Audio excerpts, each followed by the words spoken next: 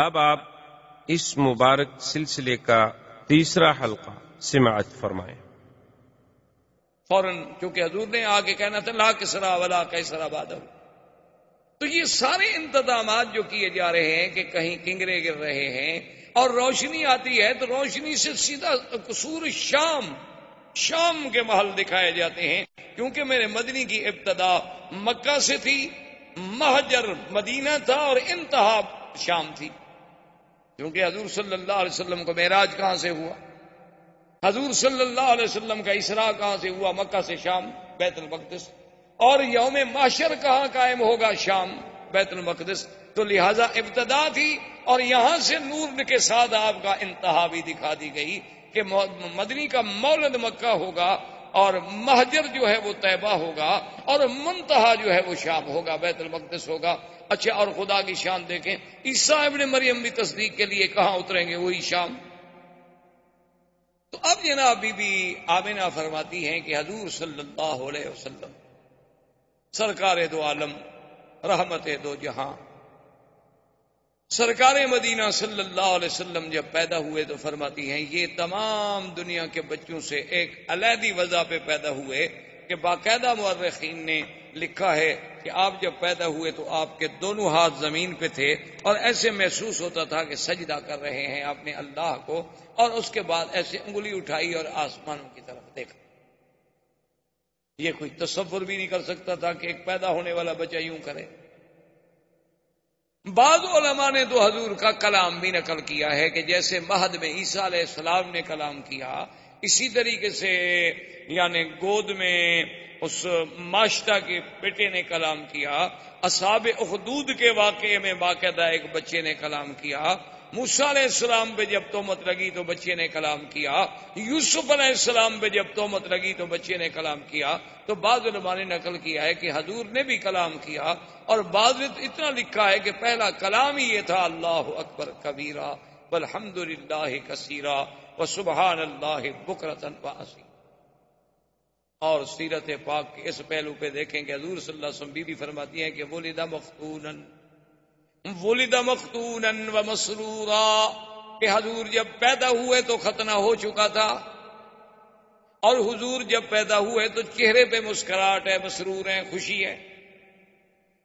عبد المطلب کو خبر دی گئی کیونکہ حضور کی پیدائش سے 6 مہینے پہلے ہی آپ کے والد عبداللہ تو فوت ہو گئے۔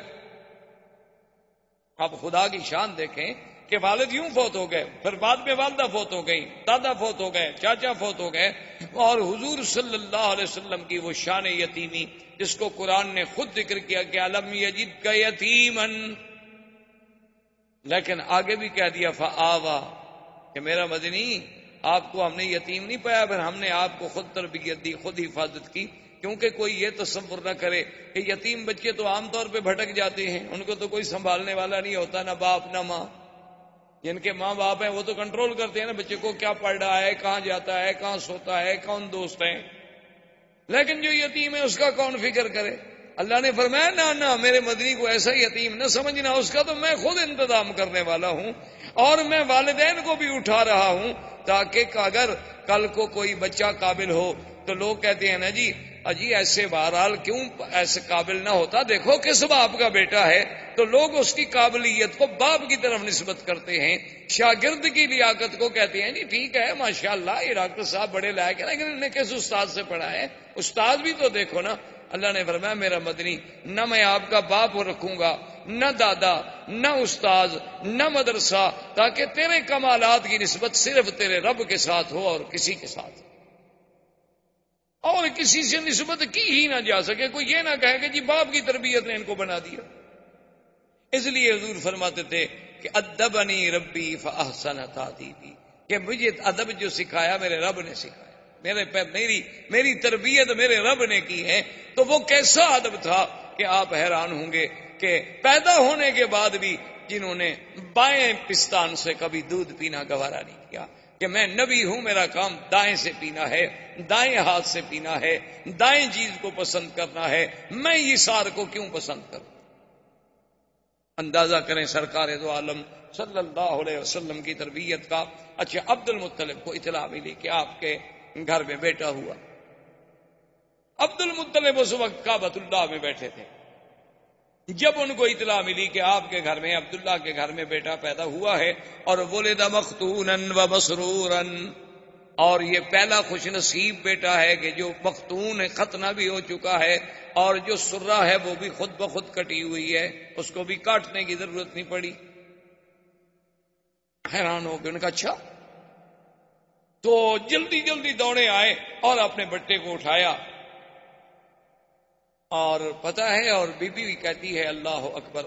اب حالانکہ دیکھیں کہ اس وقت نہ توحید ہے نہ دین ہے، لیکن بی بی آمنہ کہتی ہے کہ حضور کے پیدا ہونے کے بعد جو پہلا لفظ میں نے کہا نا حضور کے لیے، جو پہلا کلمہ میرے منہ سے نکلا، اور وہ کیوں نکلا، وہ فرماتی ہیں کہ میں ابھی حضور میرے پیٹ مبارک میں تھے کہ میں یہ سن چکی تھی آواز کہ جب بچہ پیدا ہو یوں کہنا، اعیذک باللہ الواحد من کل حاسد، کہ میں تمہیں اس اللہ واحد کی پناہ میں دیتی ہوں ہر حسد کرنے والے سے.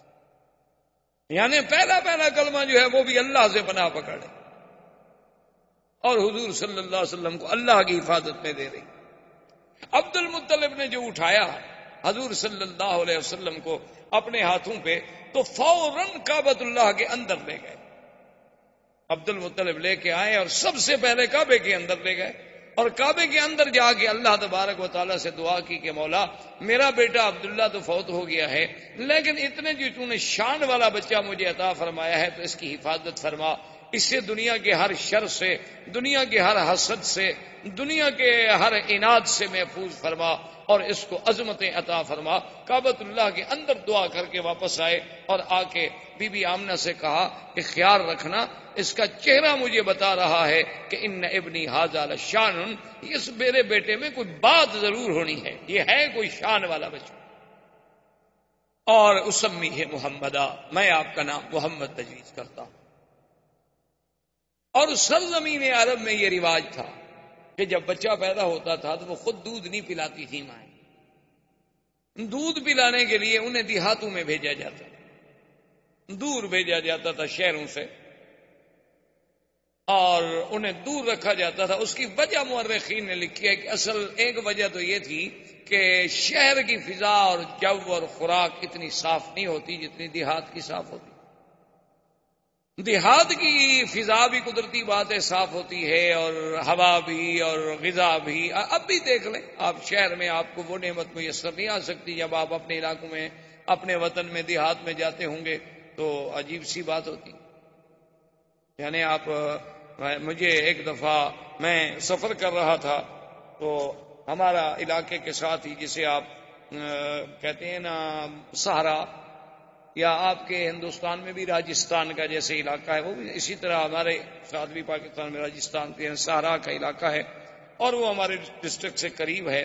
تو وہاں کچھ دوستوں نے، انہوں نے کہا کہ حضرت آپ آتے ہیں اور جلسہ، سفر، تقریر، درس، صبح درس، مغرب کو درس، عشاء کو درس، رات کو جلسہ، پھر سفر، تو کم از کم آپ ایک دن 2 دن دیں تاکہ ہم آپ کو یہاں کو ہرن ورن کا شکار کھلائیں، یہ کریں وہ.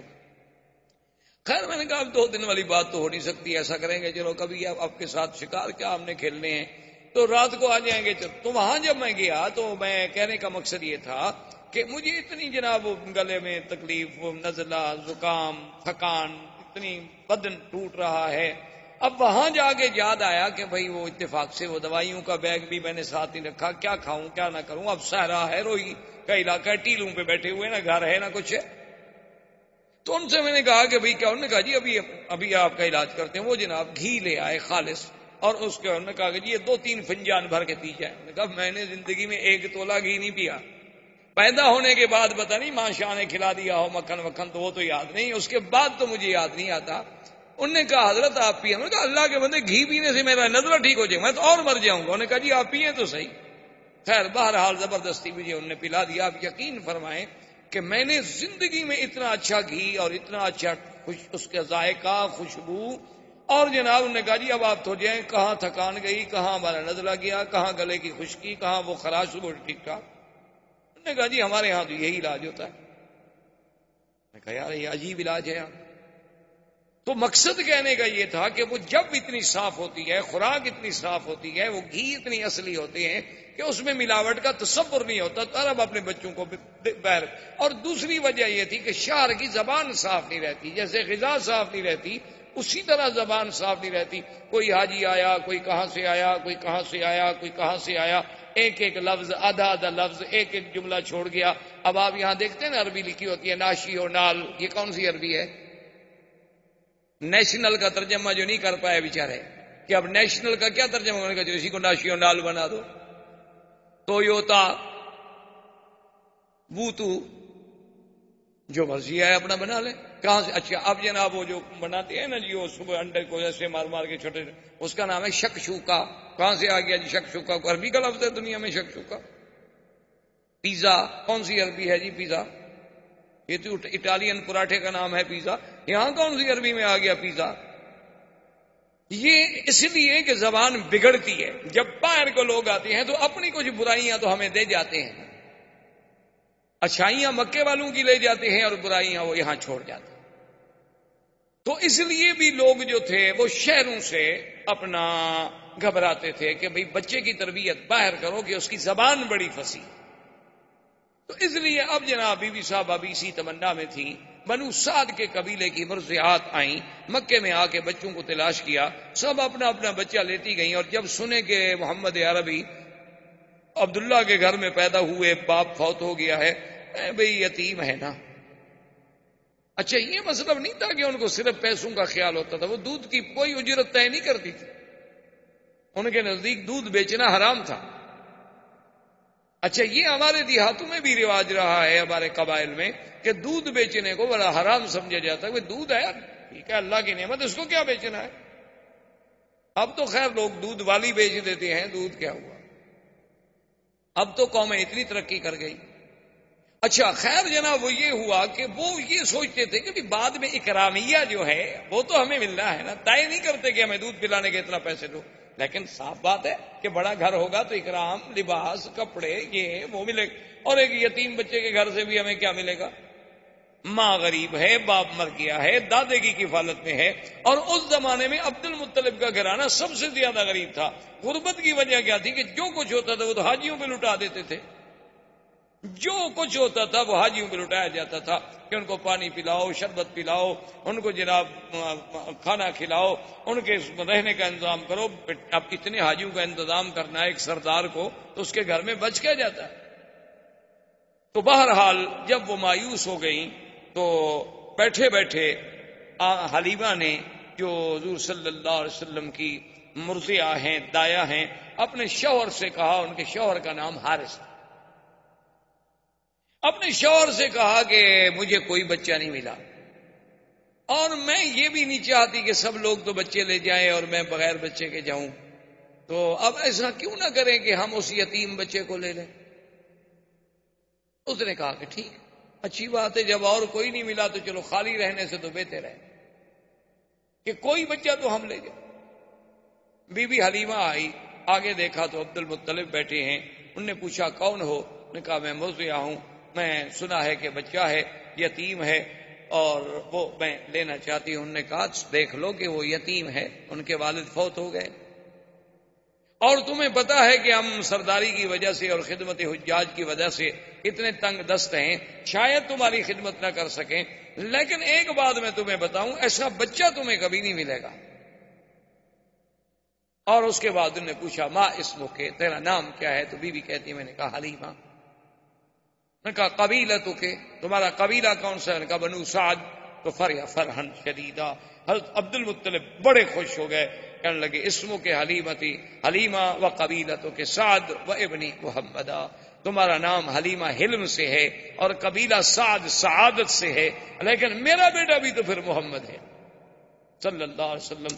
اور بی بی حلیمہ کہتی ہیں کہ میں اندر گئی تو حضور صلی اللہ علیہ وسلم ایک سبز ریشمی کپڑا تھا جو اماں نے نیچے بٹھایا ہوا تھا، اور اس پہ حضور ایسے سیدھے لیٹے ہوئے تھے، اور فرماتی ہے کہ اتنا جمال تھا، اتنا حسن تھا، اور اتنی چہرے پہ تبسم تھا کہ میں تو ڈر گئی کہ میں ان کو اٹھا کے نیند سے بیدار کر کے ایسے اس منظر کو کہیں ضائع نہ کر بیٹھوں، میں اب ڈر کے مارے ہاتھ نہ لگاؤں کہ چلو سونے دو میرے پاک نبی صلی اللہ علیہ وسلم، کہ اتنی پیار سے لیٹے ہوئے ہیں کہ نظریں آسماں کی طرف ہیں، چہرے پہ تبسم ہے، اور رنگ ایسا میں نے نہیں دیکھا، جمال ایسا میں نے نہیں دیکھا۔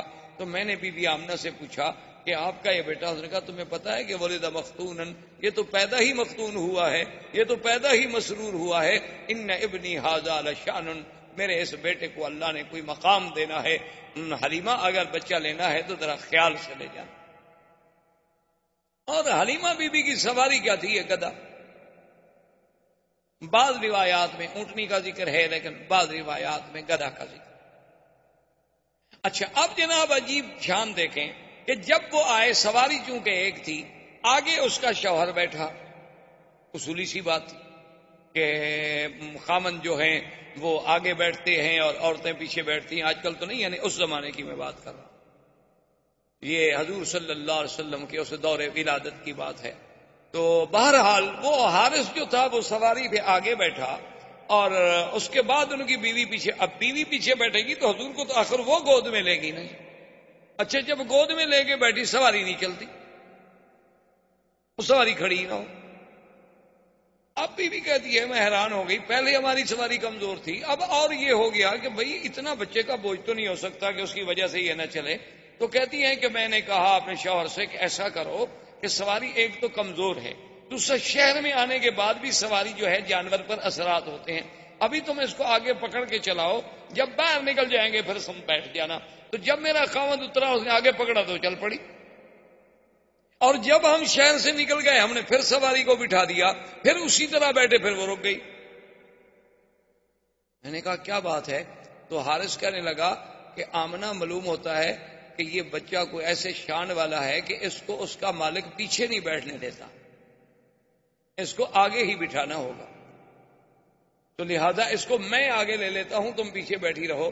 تو میں نے اپنی گود میں لے لیا۔ تو کہتے ہیں میری سواری جو چلی نا، تو ساری بنو سعد کی سواریاں پیچھے رہ گئیں، اور وہ ہمیں پکار رہی ہیں کہ حلیمہ تمہاری سواری کو کیا ہوا؟ میں نے کہا سواری تو وہی ہے، پر سوار بدل گیا۔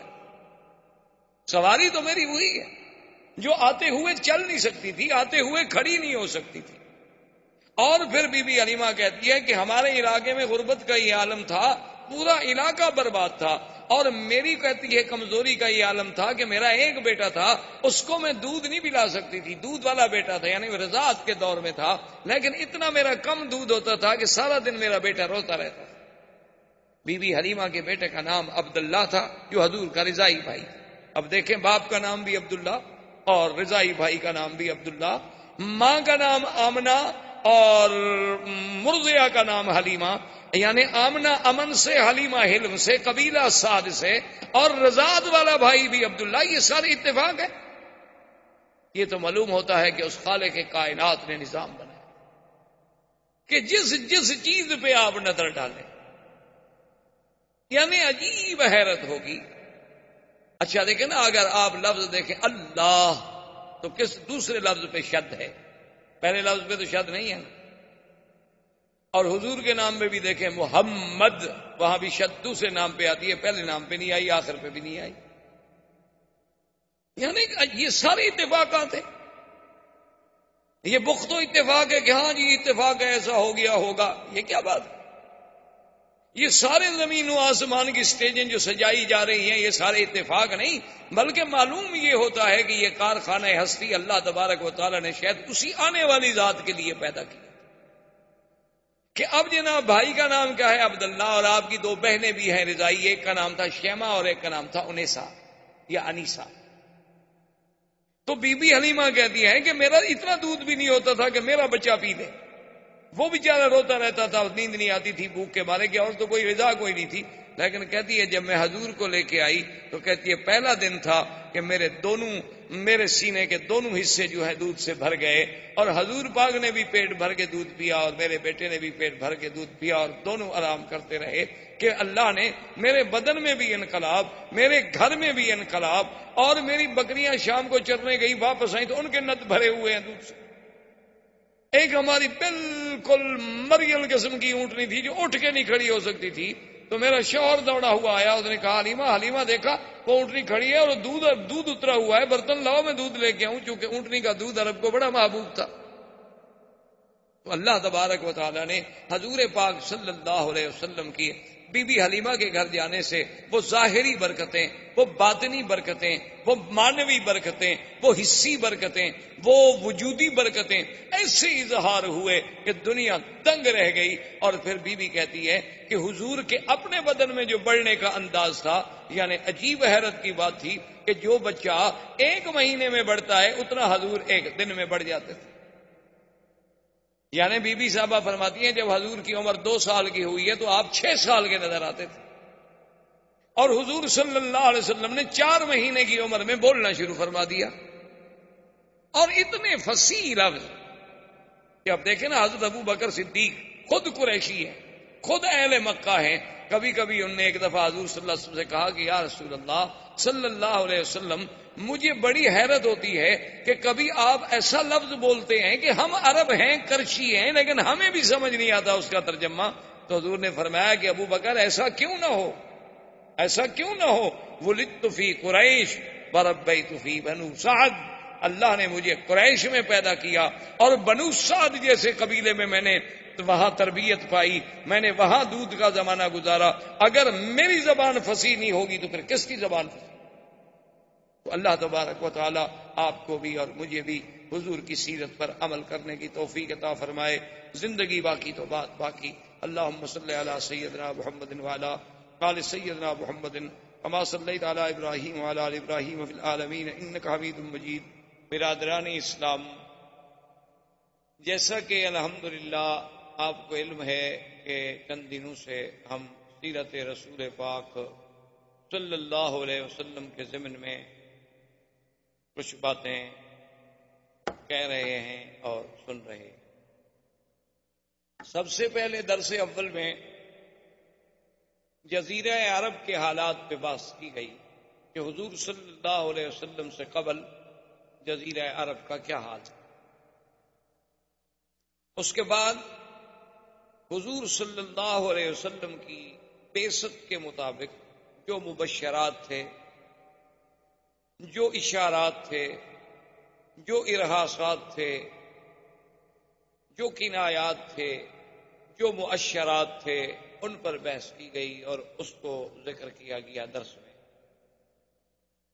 اور پھر تیسرے درس میں حضور صلی اللہ علیہ وسلم کی ولادت باسعادت، حضور صلی اللہ علیہ وسلم کا ولادت کے وقت کے حالات، حضور صلی اللہ علیہ وسلم کے ولادت کے وقت کے معجزات، اور حضور صلی اللہ علیہ وسلم کے لیے اسم محمد کا تجویز ہونا، یہ ذکر کیا گیا۔ اور پھر حضور کی رضاعت، حضور صلی اللہ علیہ وسلم کا بی بی حلیمہ سعدیہ کے پاس تشریف لے جانا، جیسے عرب کی یہ عادت تھی کہ بچوں کو ولادت کے بعد دیہات میں، جنگلوں میں، دور افدادہ آبادیوں میں بھیجا کرتے تھے تاکہ خالص غذا ملے، خالص لغت ملے، ان کی لغت بھی فصیح ہو، ان کی صحت بھی بہتر ہو، اور شہر کی آلودگیوں سے بچ جائیں اور ان کی زبانوں میں بھی کسی قسم کا خلل نہ آئے۔ اس بنا پر حضور صلی اللہ علیہ وسلم کو بھی بی بی حلیمہ جو قبیلہ بنو سعد کی مرضیہ تھی، دودھ پلانے والی تھی، وہ ان کی نصیب میں حضور صلی اللہ علیہ وسلم کی ولادت آئی، رضاعت آئی، اور وہ ان کو لے کر اپنی بستی بنو سعد میں، جو قبیلہ بنو سعد مکے اور طائف کے درمیان میں ایک جگہ تھی، وہاں لے گئے۔ اسی ضمن میں ہم نے یہ بھی ذکر کیا تھا کہ حضور صلی اللہ علیہ وسلم کے رضائی بھائی بھی تھے عبداللہ، اور آپ کی ایک رضائی بہن بھی تھی جن کا نام شیمہ۔ تو اب بی بی حلیمہ فرماتی ہے کہ حضور صلی اللہ علیہ وسلم کے آنے کے بعد ایسی ایسی برکات کا ظہور ہوا کہ جس کا ہم تصور بھی نہیں کر سکتے، کہ ہمارے گھروں میں جو قحط کا عالم تھا اللہ نے برکتیں پیدا فرما دی۔ بی بی حلیمہ فرماتی ہیں کہ میرا اپنا دودھ اتنا نہیں ہوتا تھا کہ میرا اپنا بچہ جو ہے وہ پی لے اور اچھی طرح نیند لے سکے، لیکن حضور صلی اللہ علیہ وسلم کے آنے کے بعد اللہ نے میرے دودھ میں بھی اتنی اضافہ کر دیا کہ اب ایک بچے کے بجائے دونوں پیتے اور دونوں آرام سے سکون کے ساتھ آرام کرتے۔ اور اسی طرح بی بی حلیمہ سعدیہ یہ فرماتی ہیں کہ حضور صلی اللہ علیہ وسلم کی جو اٹھان تھی وہ عام بچوں سے علیحدہ تھی، کہ یعنی جو بچہ ایک مہینے میں بڑھتا ہے حضور ایک ہفتے میں بڑھ جاتے، اور حضور صلی اللہ علیہ وسلم کا لیٹنا، حضور صلی اللہ علیہ وسلم کا باتیں کرنے کا انداز چھوٹی سی عمر میں، حضور صلی اللہ علیہ وسلم کا کسی بات میں جھگڑا نہ کرنا، کسی بات میں تعارض نہ کرنا، حضور صلی اللہ علیہ وسلم کا باوجود چھوٹی سی عمر کے ہر چیز میں تیامن یعنی دائیں طرف کو ترجیح دینا، بائیں طرف سے بچنا، یہ ساری چیزیں ایسی تھیں جو مجھے عجیب نظر آتی، اور میں صرف حیران نہیں تھی بلکہ ہمارا قبیلہ بنو سعد پورے کا پورا حیران تھا کہ یہ کون سا ایسا بچہ آ گیا ہے شان والا کہ جس کی وجہ سے اس علاقے کی کایا اللہ نے پلٹ دی ہے کہ تم نے کانٹوں کو چھوا اور گلستان کر دیا، کہ جہاں جہاں سے حضور صلی اللہ علیہ وسلم گزرے، جہاں جہاں حضور صلی اللہ علیہ وسلم کے قدم پہنچے وہ جگہ جو تھی جنت سما ہوتی گئی۔ جہاں تیرا نقش قدم دیکھتے ہیں خرامہ خرامہ ارم دیکھتے ہیں۔ تو اسی اسنا میں کہتی ہیں جب حضور تھوڑے کچھ چلنے پھرنے کے قابل ہو گئے تو حضور پاک صلی اللہ علیہ وسلم نے مجھ سے پوچھا کہ اماں حلیمہ میرے بھائی جو ہیں یہ کہاں چلے جاتے ہیں؟ سارا دن غائب ہوتے ہیں، شام کو آتے ہیں، میرا بھائی بھی غائب ہو جاتا ہے، میری بہن شیمہ بھی غائب ہو جاتی ہیں، تو یہ کہاں چلی جاتی ہیں؟ تو بی بی حلیمہ سعدیہ نے کہا کہ بیٹا کیونکہ ہم غریب لوگ ہیں، کچھ دمبیاں ہیں، کچھ بکریاں ہیں، کچھ مویشی ہیں، تو ان کو وہ چرانے کے لیے دور جاتے ہیں اور چرا کے شام کو واپس آ جاتے ہیں۔ تو فرماتی ہیں کہ محمد مصطفیٰ صلی اللہ علیہ وسلم نے فرمایا کہ اماں میں بھی ان کے ساتھ بکریاں چرانے کے لیے جاؤں۔ تو میں نے کہا بیٹا آپ کو تکلیف کرنے کی کیا ضرورت ہے، آپ کو تو ہم اپنے پاس لائے ہیں خدمت کے لیے۔ انہوں نے کہا نہیں میں یہ نہیں سوچ سکتا کہ میرے بھائی اور بہن ایک عمل کریں، ایک محنت کریں اور میں اس میں شرکت نہ کروں۔ تو حضور صلی اللہ علیہ وسلم بھی تشریف لے گئے۔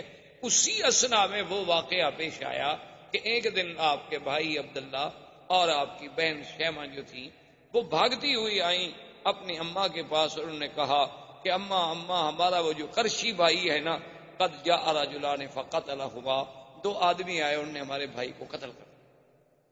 تو بی بی حلیمہ سعدیہ کہتی ہیں کہ میرے تو پاؤں کے نیچے سے زمین نکل کہ بھئی ہمارے پاس تو وہ قریش کی امانت ہے، اور خدا نہ خواستہ ایسا واقعہ ہو جائے تو پھر ہمیں کہاں قریش معاف کرے۔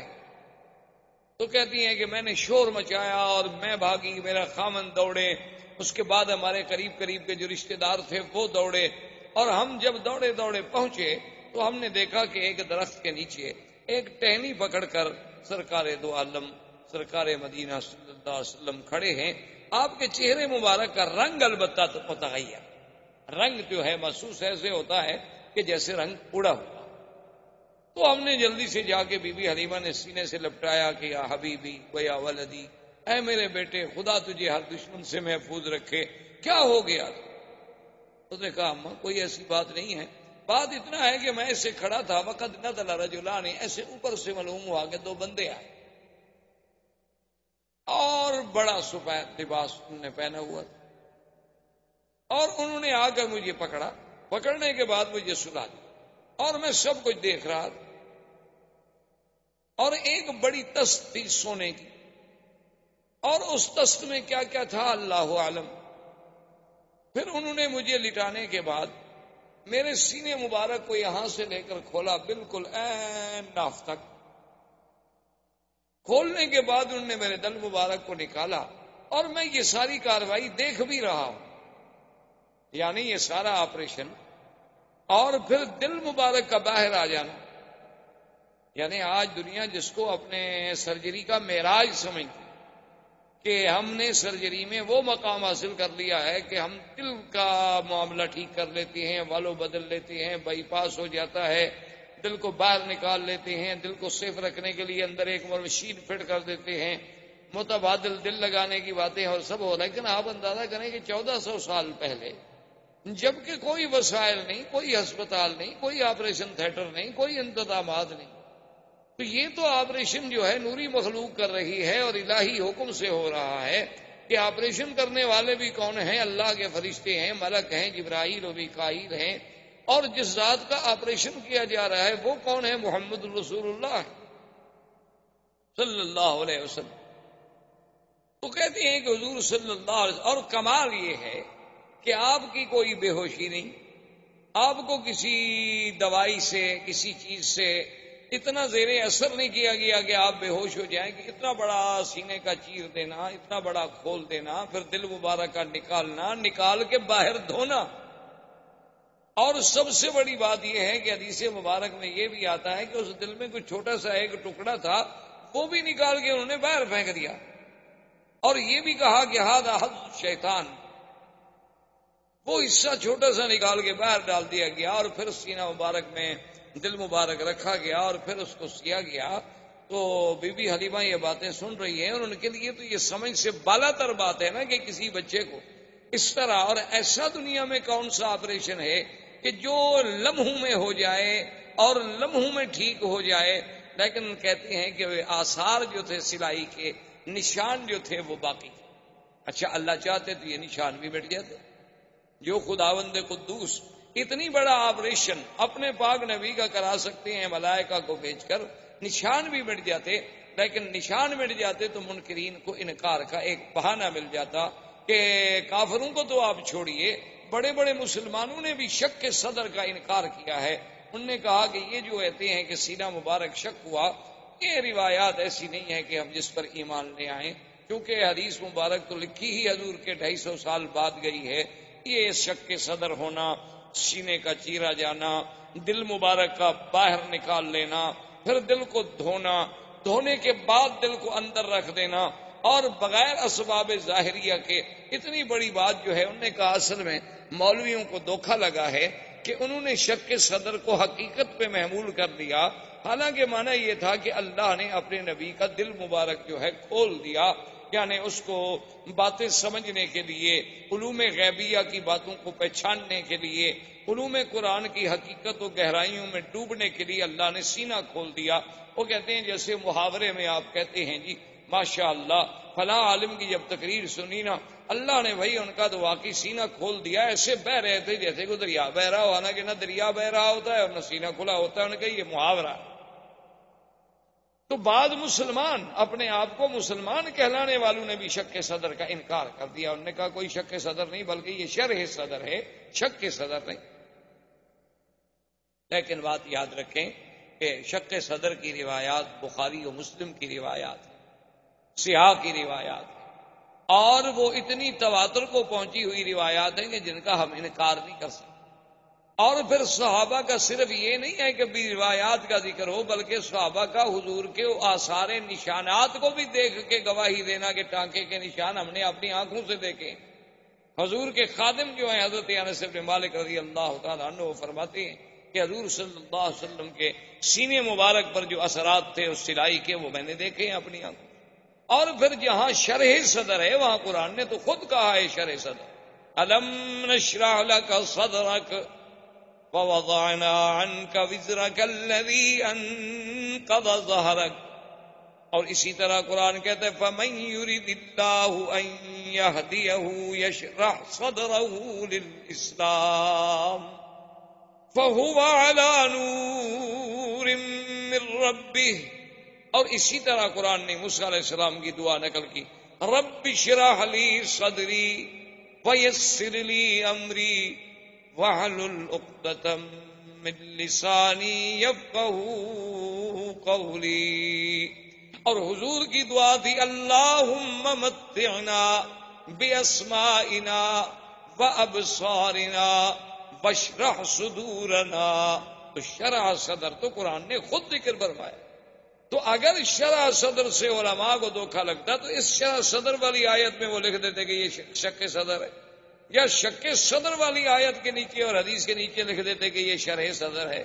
یہ بات نہیں، حضور کا ایک دفعہ شک صدر نہیں بلکہ 2 دفعہ حضور کا شک صدر ہے۔ ایک بچپن میں جب سرکار دو عالم صلی اللہ علیہ وسلم اپنی مرضعہ بی بی حلیمہ بنو سعد کے قبیلے میں تھے، اس وقت بھی آپ کا سینہ مبارک کھولا گیا، اور ایک جب حضور صلی اللہ علیہ وسلم کو اسراء اور معراج پہ لے جانے کا فیصلہ ہوا تو وہ بھی اللہ کے حرم میں مسجد الحرام میں یہاں آ کر فرشتوں نے پھر آپ کا سینہ مبارک کھولا۔ اور اصل وجہ اور حکمت اللہ کی شان یہ تھی کہ آخر حضور صلی اللہ علیہ وسلم جلالت شان کے ساتھ، اس میں تو کوئی شک نہیں کہ آپ بشر ہیں اور سید البشر ہیں، اس میں تو کوئی شک نہیں کہ آپ ابن عبداللہ ہیں، اس میں تو کوئی شک نہیں کہ آپ ابن آمنہ ہیں، اس میں تو آپ کوئی شک نہیں کہ آپ عبد المطلب کے پوتے ہیں، ابی طالب کے بھتیجے ہیں، عبداللہ کے بیٹے ہیں، آمنہ کے لال ہیں، بی بی حلیمہ سعدیہ سے دودھ پینے والے ہیں۔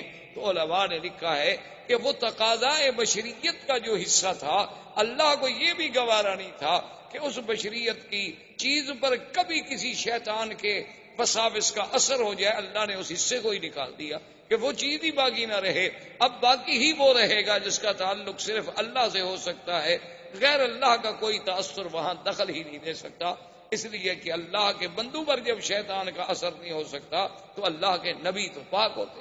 تو اللہ تبارک و تعالیٰ نے ان کا ایک حقیقتاً ہی انتظام فرما دیا کہ اس حصے کو ہی نکال دو، اس جگہ کو ہی نکال دو جہاں شیطان کے وساوس کا حملہ ہو سکتا تھا باعتبار بشریت کے۔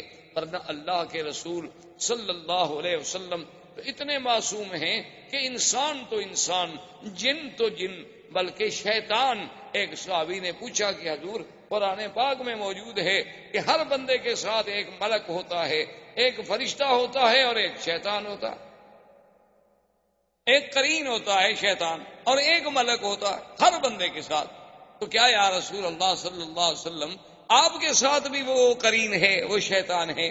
آپ نے فرمایا کہ ہے ولکنہ اسلم، ہے تو صحیح لیکن وہ بھی مسلمان ہو گیا، تو لہذا اب وہ بھی میرے خلاف تو کوئی غلط بات تو مجھے نہیں بتا سکتا۔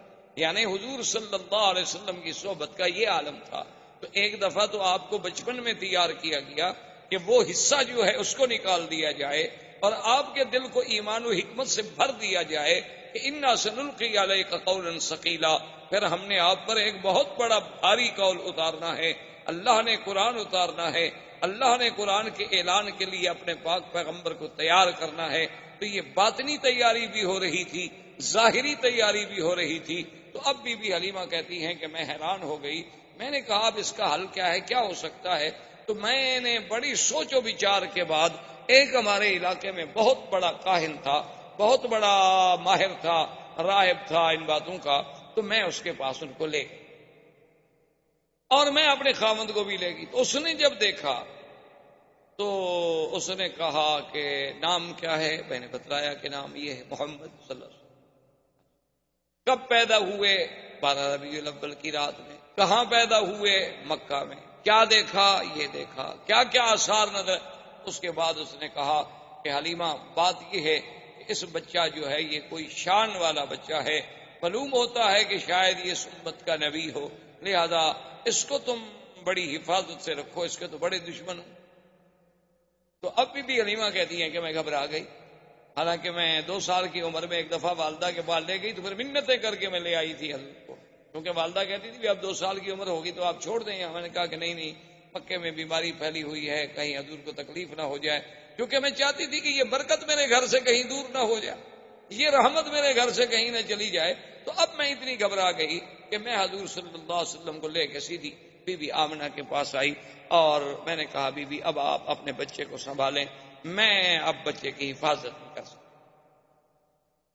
تو بی بی آمنہ نے فرمایا کہ حلیمہ کیا بات ہے، تم تو منتیں کر کے لے گئی، تو ابھی تو چند ماہ بھی نہیں گزرے تم پھر خود آ گئی ہو دینے کے لیے، کیا تمہیں خطرہ ہے؟ اس نے کہا کہ اب بی بی میں آپ کو کیا بتاؤں، کچھ حالات ایسے دیکھے گئے ہیں، کچھ باتیں ایسی ایسی حضور کے ساتھ ہوئی ہیں، اور آپ کا سونا اٹھنا بیٹھنا پھر کہنا کہ 2 آدمیوں نے میرا سینہ مبارک کھولا ہے. یہ ایسی باتیں ہیں کہ میں ڈر گئی ہوں کہ کہیں میں اس امانت کو سنبھال نہ سکوں. تو بی بی آمنہ نے کہا اچھا تم کہیں اس طرح اس لیے تو نہیں ڈر رہی ہو کہ آپ پر کوئی جن کا اثر ہو گیا؟ تو ان نے کہا پتہ نہیں، ہو سکتا ہے کہ جن کا بھی اثر ہو. تو انہوں نے کہا کہ نہیں، میرے بچے پہ کبھی جن کا اثر نہیں ہو سکتا، کیونکہ جب یہ پیدا ہوئے تھے تو میں نے اسی وقت کہا تھا کہ انی اعوذک باللہ الواحد الاحد من شر حاسد اذا حسد. اب دیکھیں کہ بی بی آمنہ حضور کو اس وقت بھی اللہ کی پناہ میں دے رہی ہیں پیدا ہونے کے بعد، حالانکہ وہ تو ان گھرانوں میں پیدا ہوئی جہاں بت پرستی تھی. لیکن حضور صلی اللہ علیہ وسلم کی ولادت کا سلسلہ اور حضور کی برکات کی، انہوں نے کہا کہ ہاں میرے بچے پہ جن شن تو کوئی اثر نہیں کر سکتا، لیکن اگر تم گھبرا گئی ہو تو کوئی بات نہیں، چھوڑ. تو حضور صلی اللہ علیہ وسلم پھر اپنی ماں کے پاس آ گئے. اور اس کے بعد عبد المطلب ابھی زندہ تھے، اور کفالت جو تھی وہ عبد المطلب کی تھی، اور عبد المطلب مکے کے سردار.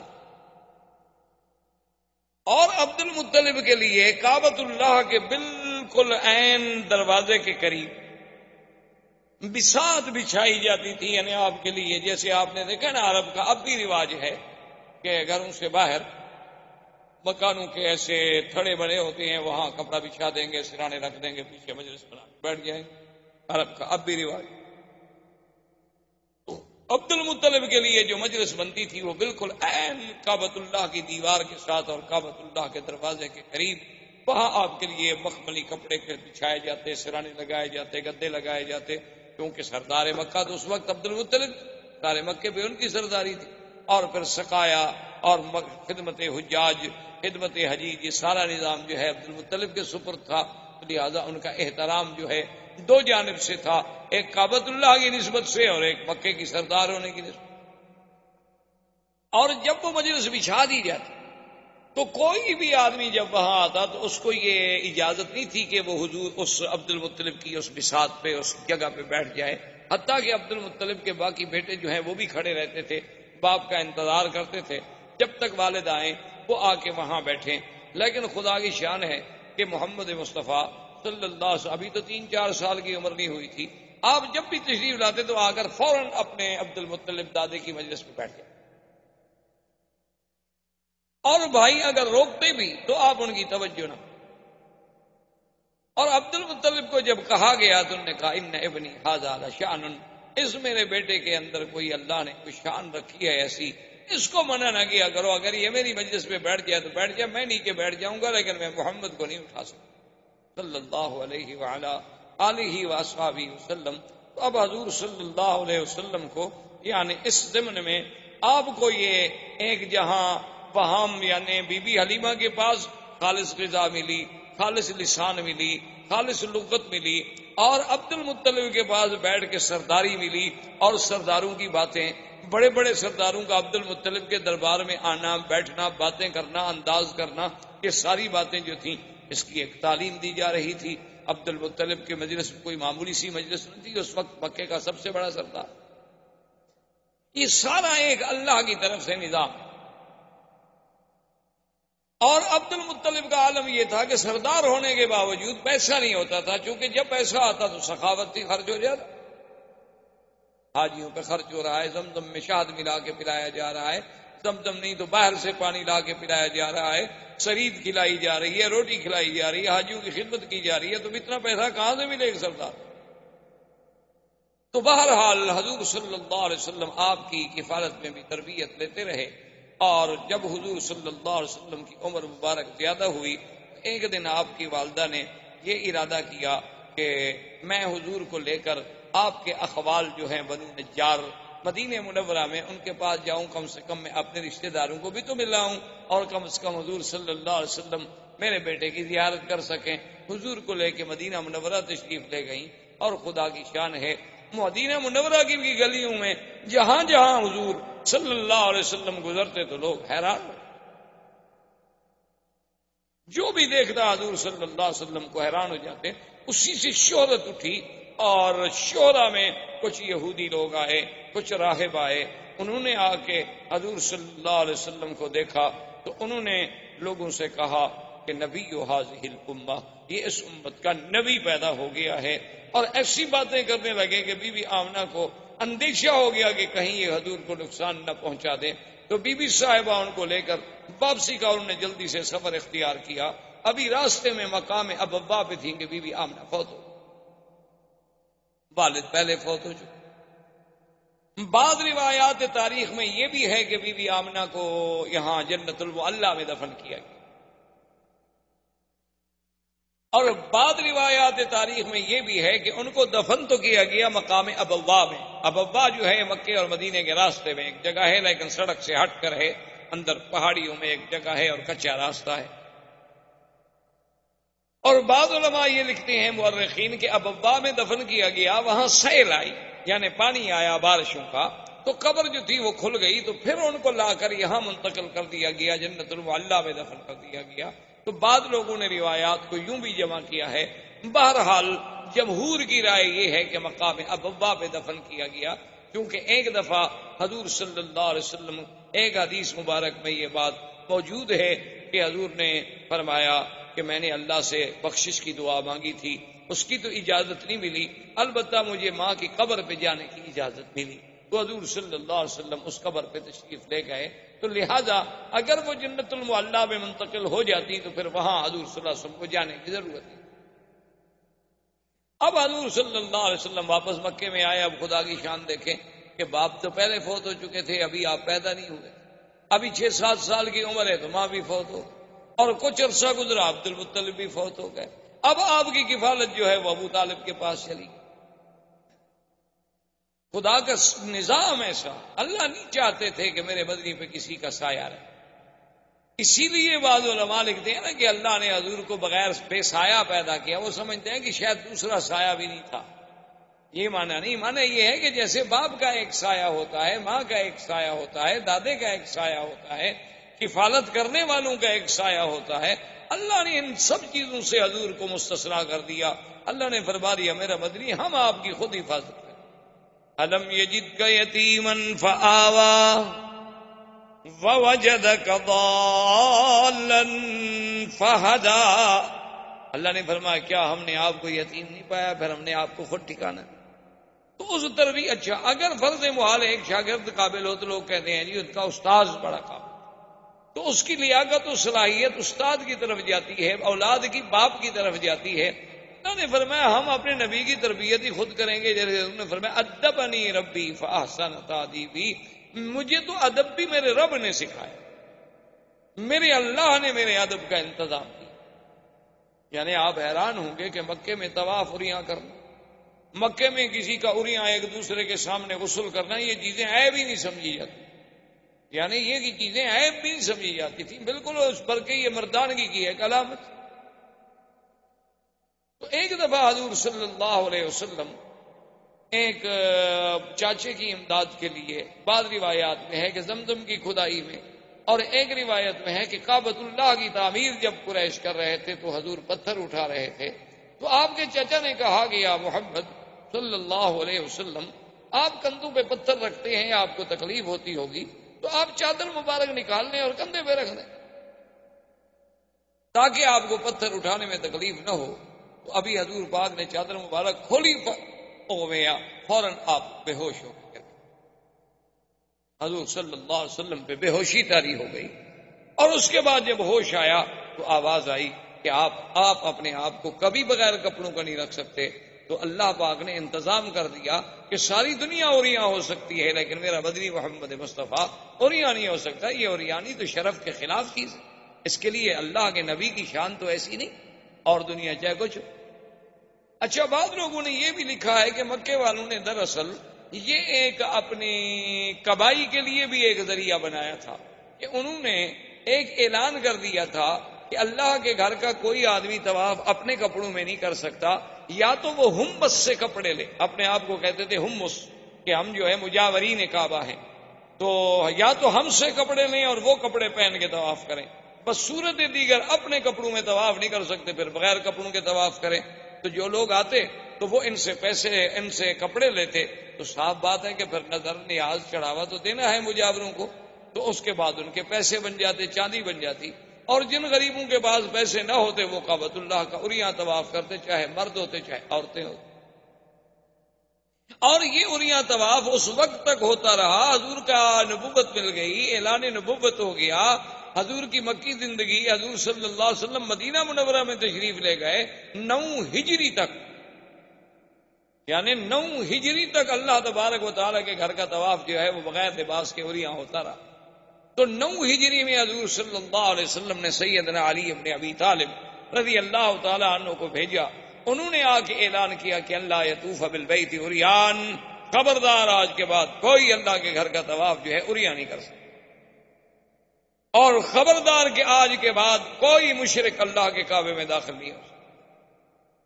تو یہ اعلان جو ہے 9 ہجری کو جا کے، لیکن افسوس سے یہ کہنا پڑتا ہے کہ ہم لوگوں نے اس یعنی اللہ کے نبی کے اعلان کو کیسے بدل دیا کہ جیسے اللہ نے حکم دیا تھا نا بنو اسرائیل کو کہ یوم السبت جو ہے مچھلی کا شکار نہ کریں، تو انہوں نے کیا کیا کہ ندیاں نالے بنا کے حوض بنا دیے کہ پانی اور مچھلی تو حوض میں سبت کو آ جاتی آگے، اور پھٹا ڈال کے دروازہ بند کر دیتے، راستہ بند کر دیتے، پکڑ اتوار کو لیتے.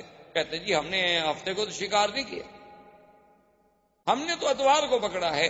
تو آج کل کے مسلمانوں نے بھی نعوذ باللہ ثم نعوذ باللہ اللہ کے نبی کے اس حکم کو ایسا بدلا کہ لباس تو پہن لیا لیکن وہ عریانی سے بھی زیادہ برا ہے.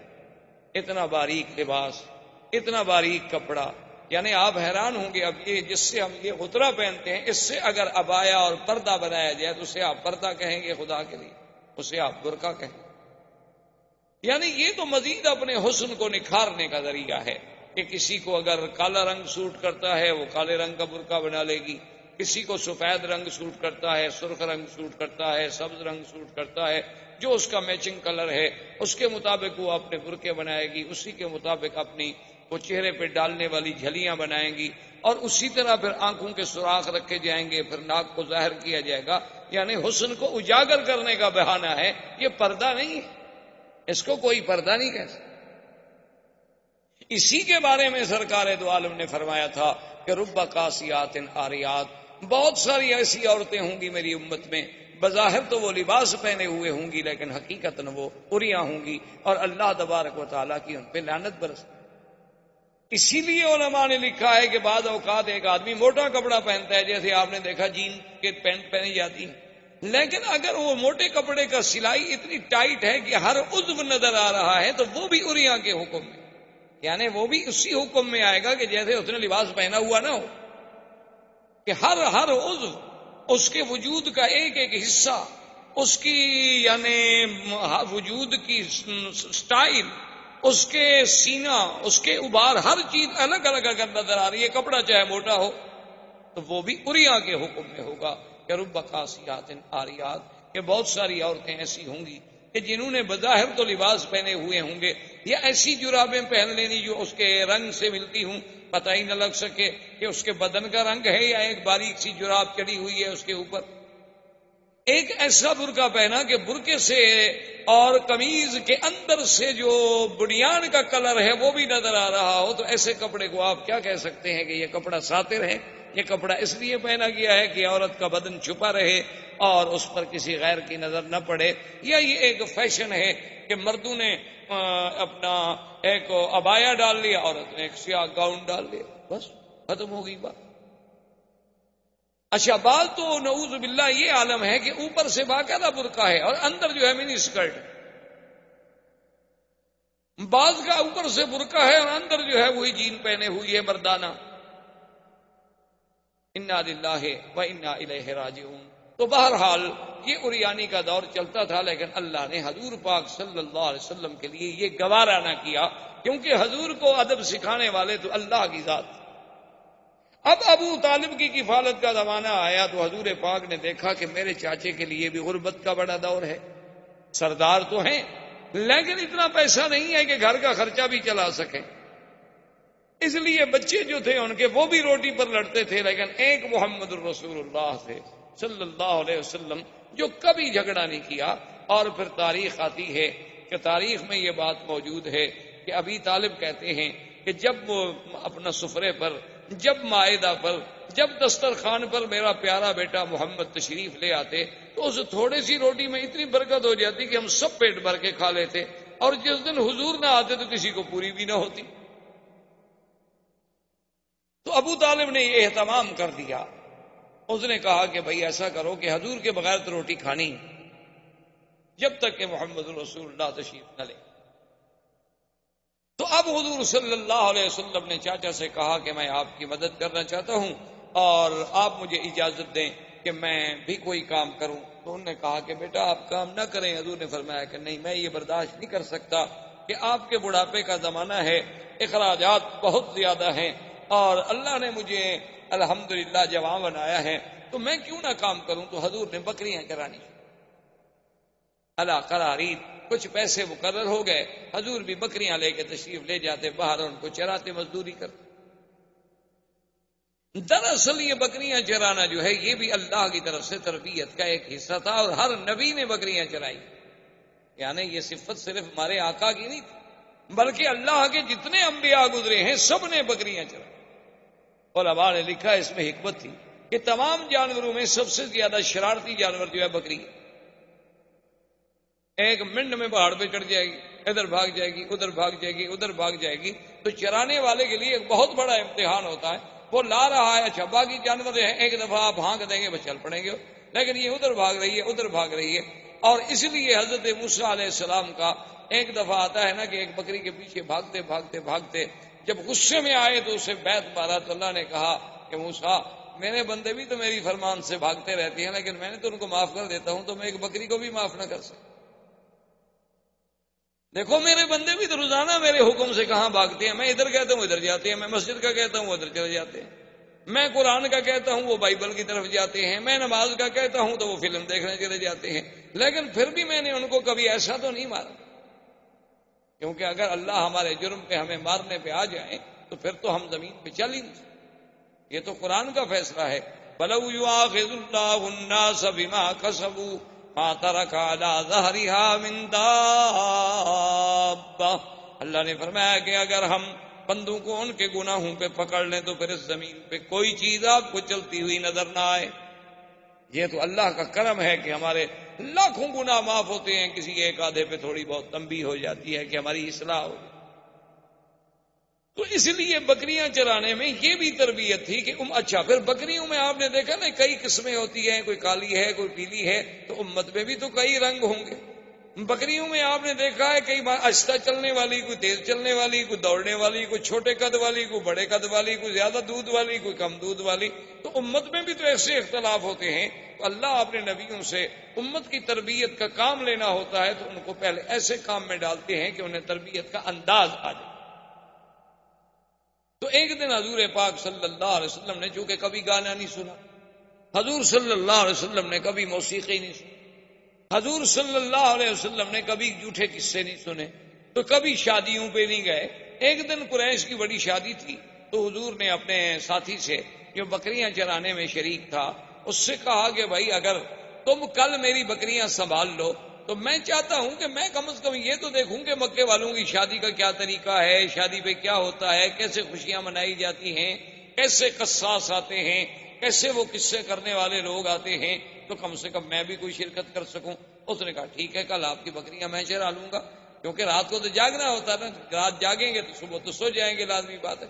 حضور فرماتے ہیں کہ میں آیا تو ابھی مجلس تیار ہو رہی تھی، ابھی کوئی قصہ وصہ کوئی کہانی شروع نہیں ہوئی تھی، فغلبنی النوم، حضور فرماتے ہیں مجھے اتنی نیند نے غلبہ کیا کہ میں سو گیا، فما افقت الا بعد حر الشمس، جب صبح سورج نکلا اور اس کی دھوپ آئی تو میں نیند سے اٹھا۔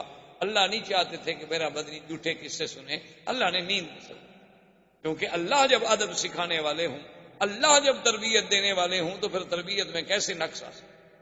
حضور پاک نے پھر دوسری رات پھر انتظام کیا کہ بھئی پچھلی رات اتفاق ہے شاید نیند آ گئی، آج رات تو میں بالکل نہیں سوؤں گا، آج حضور تیار ہو کے آئے، لیکن کہتے ہیں فغلبنی النوم، خدا کی شان ہے کہ نیند نے مجھے زبردست دبوچ لیا اور میں سو گیا، اور سب کچھ ہوتا رہا، گانے ہوتے رہے، آوازیں ہوتی رہیں، باجے بجتے رہے، لیکن ایسی نیند اللہ نے غالب کر دی کہ نیند اس وقت کھلی، مجلس اجڑ گئی، لوگ بھاگ گئے، سورج نکل آیا، حضور صلی اللہ علیہ وسلم دھوپ سے اٹھے، دیکھا تو کچھ نہیں، تو واپس آئے تو اس بھائی نے پوچھا کہ ماذا رأیت تھا، آپ نے کیا دیکھا؟ انہوں نے کہا میں تو کچھ نہیں دیکھا، مجھے تو دونوں راتوں نیند آ گئی۔ اصل میں اشارہ اس طرف تھا کہ محمد عربی صلی اللہ علیہ وسلم جس چیز کو تیرے دین میں ہم نے حرام کرنا ہے اس کو تیرے قانون میں ہم کیسے جانیں؟ اللہ تبارک و تعالی اپنے نبی کی تربیت کا ابتدا سے ہی انتظام کرا۔ ابو طالب نے اب ارادہ کیا کہ میں تجارت کا سفر کروں، چونکہ مکے والوں کے سفر ہوتے تھے تجارت۔ صلی اللہ علیہ وسلم کو جب پتا چلا تو آتا ہے فأخذ بثوب امہ، حضور نے آ کر بھی اپنے چاچا کا کپڑا پکڑ لیا۔ جیسے کہتے ہیں نا، جیسے بچہ ضد کرے تو ماں باپ کے قمیص کو پکڑ لیتا ہے کہ میں نہیں چھوڑوں گا جی، بس میں نہیں چھوڑوں گا، کیونکہ اس بیچارے کو کہاں جگہ ملے پناہ کی۔ تو حضور صلی اللہ علیہ وسلم اخذ بثوب امہ، اپنے چاچے کے کپڑے کو پکڑ لیا، کہنے لگے کہ مجھے بھی آپ ساتھ لے جائیں۔ انہوں نے کہا اب سفر ہے، شام تک جانا ہے، اتنا طویل سفر ہے اونٹوں کا، میں تو آپ کی وجہ سے آپ کو نہیں لے جا رہا کہ آپ کو تکلیف ہوگی۔ انہوں نے کہا میں نہیں چاہتا کہ آپ اکیلے جائیں، میں ضرور جاؤں۔ فرضی ابو طالب بھی راضی ہو گئے، کہا چلے۔ جب ابو طالب آپ کو قافلے میں لے کے چلے اور قافلہ تخوم شام یعنی شام کے قریب پہنچا، جہاں سے شام کی ابتدا شروع ہو جاتی ہے، یعنی نشانیاں علامات امارات شروع ہو جاتی ہیں، تو وہاں ایک دیر تھا، دیر کہتے ہیں سومیا، جسے آپ کہہ لیں مندر یا عیسائیوں کا گرجا، یہ سبا میں ہوتے ہیں، آپ نے دیکھے ہیں ہر ملک میں، اب تو ہر جگہ ہے۔ عیسائیوں کے مثلاً ہندوؤں کے مندر کہلاتے ہیں، عیسائیوں کے کلیسا یا گرجا کہلاتے ہیں۔ اللہ کی شان ہے، ویسے اردو میں نام اس کا بڑا عجیب ہے، گرجا، یعنی آپ اس کو ذرا آرام سے پڑھیں نا، گرجا۔ ویسے اللہ کی رحمت سے اب گر رہے ہیں، ہزاروں ایسے ہیں جو بک گئے اور اس میں مسلمانوں کے مسجدیں مدرسے قائم ہو گئے۔ تو گر جانے کا معنی یہ تو نہیں ہوتا کہ حقیقت عبارت گر جائے، جب بدل گئی تو گویا گر گئی، اس کی بات تو ختم ہو گئی۔ تو بہرحال یہ ایک یعنی لطیفہ ہے کہ بعض آدمیوں کا نام ایسے ہوتا ہے نا جی، جیسے وہ ہمارے خواجہ صاحب تھے نا، وہ فوت ہو گئے، خواجہ محمد طفیل، زندہ ہیں، اللہ کرے زندہ ہوں، جماعت اسلامی کے خواجہ طفیل بہت پرانے ان کے لیڈر ہیں۔ تو وہ ہمارے ایک ساتھی تھے، تو وہ جب ان کی بات ہوتی نا تو الیکشن میں ان کا مقابلہ، آپس میں ایک دوسرے کے مقابلے میں کھڑے ہوتے، تو وہ کہتے نا کہ خواجہ تو فیل، یعنی طفیل جلدی سے کہیں تو پھر تو طفیل بنے گا، اگر ایسا کہیں تو فیل، تمہارے تو نام میں فیل ہے، تم نے کیا جیتنا ہے، تو فیل۔ تو اس لیے بعض چیزیں ایسی ہوتی ہیں کہ جن کی ادائیگی میں حروف سے ترجمے بگڑ جاتے ہیں اور معنی بدل جاتے ہیں۔ بہر صورت تو وہ جناب جب دیر میں پہنچے تو وہاں ایک راہب تھا، اور وہ کبھی اس دیر سے، اس سومیا سے، اس کلیسا سے باہر نہیں۔ اب یہ پہلی دفعہ تھی ابو طالب کے دور میں، جب یہ سفر پہ گئے تو ان کی زندگی میں یہ پہلا واقعہ تھا، یعنی اس سے پہلے کبھی ایسا نہیں ہوا کہ وہ راہب جو ہے وہ باہر نکلا ہو، لیکن وہ راہب باہر بھی آیا، اور آنے کے بعد اس نے یہ بھی کیا کہ اعلان کیا کہ بھئی تمام مکے کا جو قافلہ ہے ان سب کو میری طرف سے دعوت۔ ابو طالب حیران کہ یہ تو راہب کبھی باہر نہیں آیا اور آج ہمیں دعوتیں ہو رہی ہیں، بات کیا ہے؟ اور راہب نے اپنے سب چھوٹے چھوٹے جو اس کے تھے نا نیچے کام کرنے والے چھوٹے راہب، تو ان کو کہا کہ بھئی اعلیٰ سے اعلیٰ کھانے کا انتظام کرو، اور اتنا کھانے کا انتظام کرو کہ پورے قافلے کو کھلاؤ، اور ہر آنے جانے والے کو، گزرنے والے کو، بستی والوں کو، سب کو کھلاؤ، اور کسی چیز کی کمی نہیں ہونی چاہیے، اور خود کھڑے ہو کے نگرانی کرو۔ کھانے کا انتظام ہو گیا بڑی لمبی تفصیل میں۔ اب جناب جب کھانے کا وقت آ گیا تو راہب ایک کو غور سے دیکھ رہا ہے، اور اس کے بعد اس نے پوچھا ابو طالب سے کہ حل ترک تم احدن، کسی کو چھوڑ کے آئے ہو، کوئی بندہ رہ تو نہیں گیا؟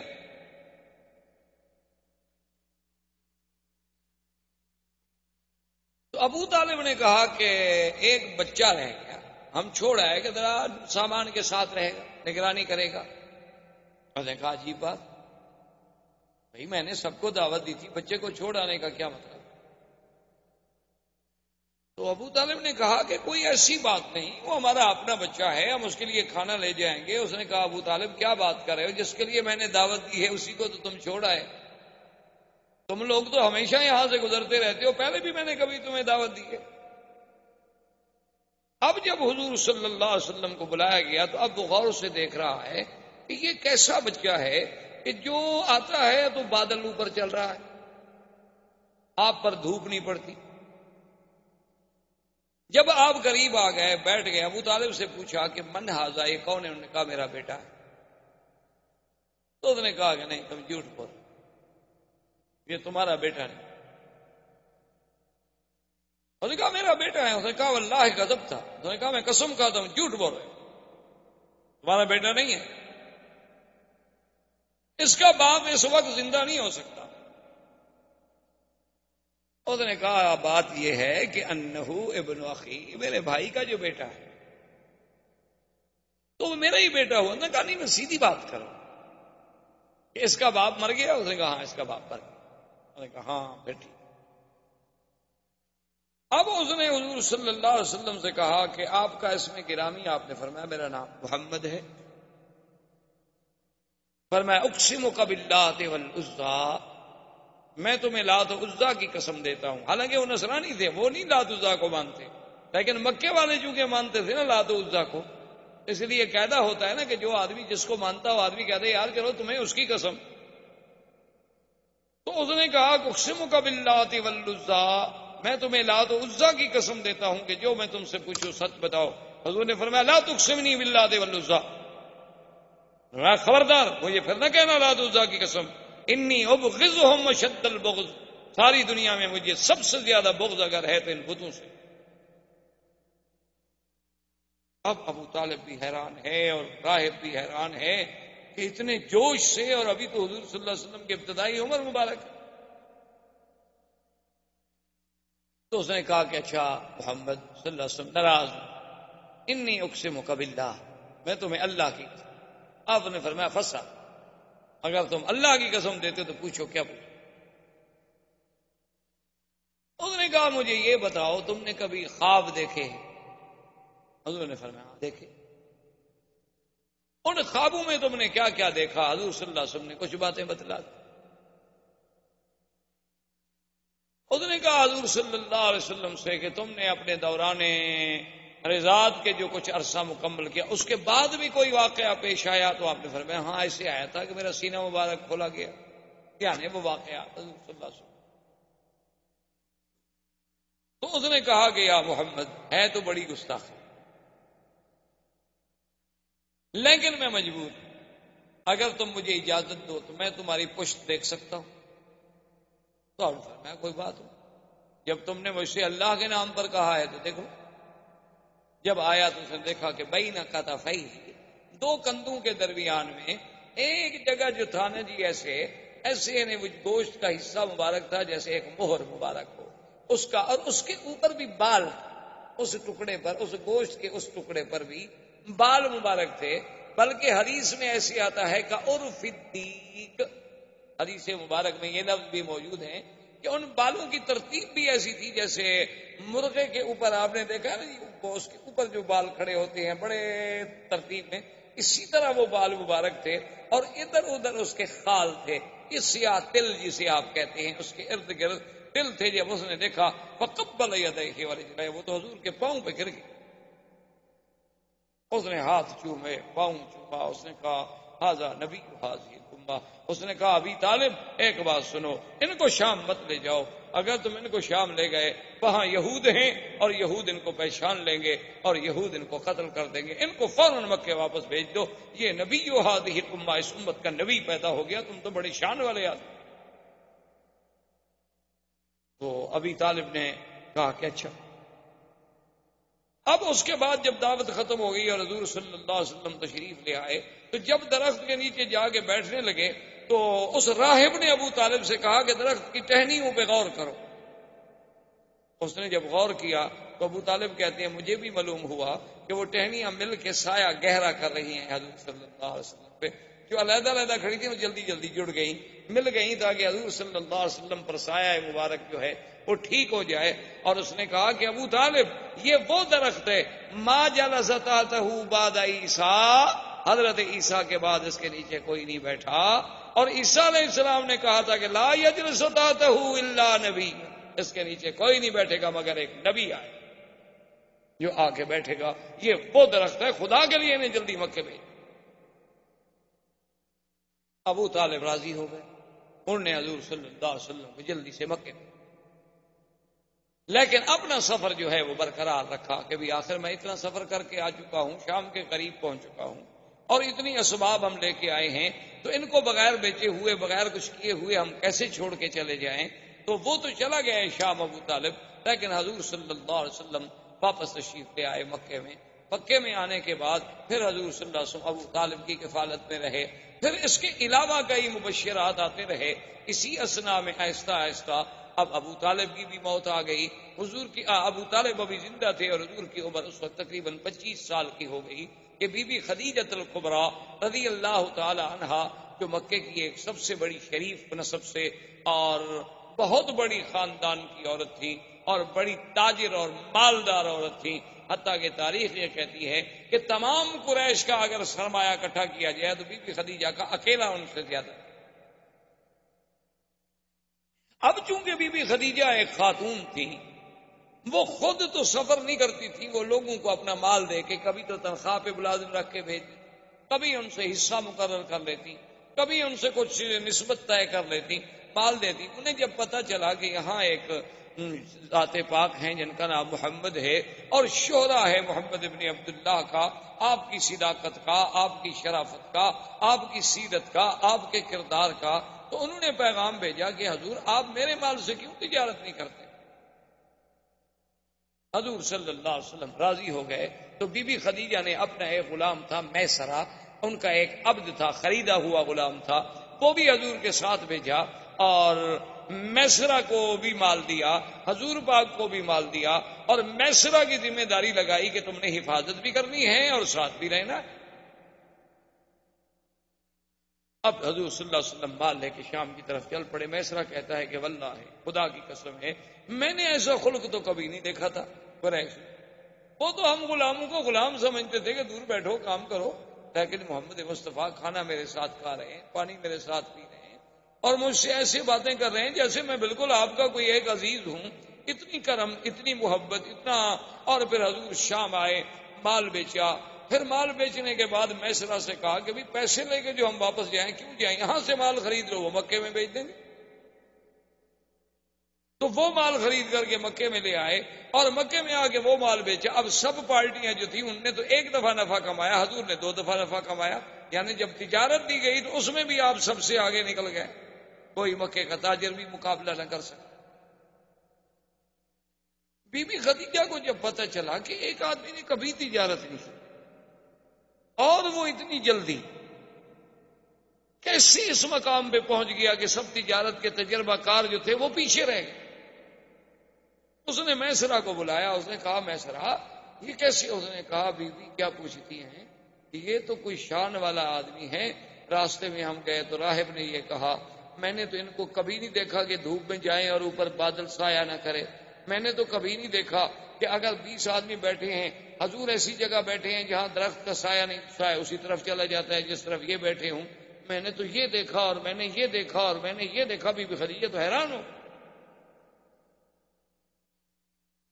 اب بی بی خدیجہ کے دل میں ایک تڑپ پیدا ہوئی کہ کہیں ایسا کیوں نہ ہو جائے کہ میں شادی کر لوں۔ حالانکہ اب ورنہ بی بی خدیجہ کو شادی کرنے کا کوئی ایسا خواہش نہیں تھی، بڑے بڑے سرداروں نے کہا تھا، بی بی نہیں مانی، لیکن اب ان کے دل میں ایک تمنا پیدا ہو۔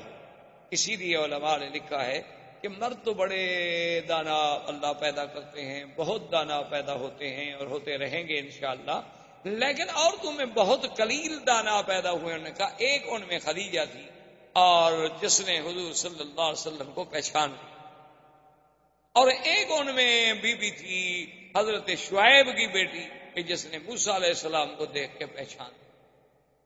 انہوں نے کہا اللہ نے ان لڑکیوں کو ایسی ذکاوت دی تھی، ایسا فہم دیا تھا، ایسا مقام دیا تھا کہ اس نے بھی موسیٰ علیہ السلام کو دیکھا تو وہ تاڑ گئی کہ یہ نبی ہے، یہ کوئی عام بندہ نہیں، اور بی بی خدیجہ بھی پہچان گئی۔ تو ایسے تاریخ میں لوگ جو ہیں بہت کم پیدا ہوئے، جیسے بی بی آسیہ تھی، جیسے بی بی مریم تھی، جیسے اخت موسیٰ علیہ السلام تھی۔ تو یہ اس قسم کی ذہین عورتیں بھی تاریخ میں بہت کم پیدا ہوئی، ان میں ایک سیدہ خدیجہ رضی اللہ تعالیٰ عنہ۔